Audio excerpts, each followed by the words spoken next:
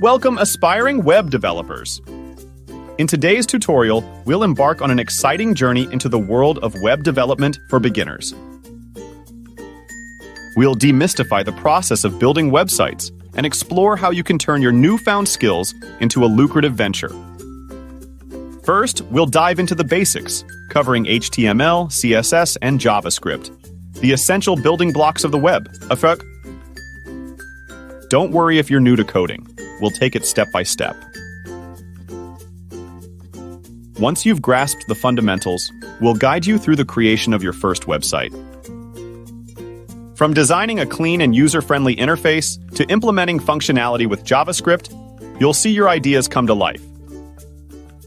But that's not all. We'll also discuss strategies for selling your creations.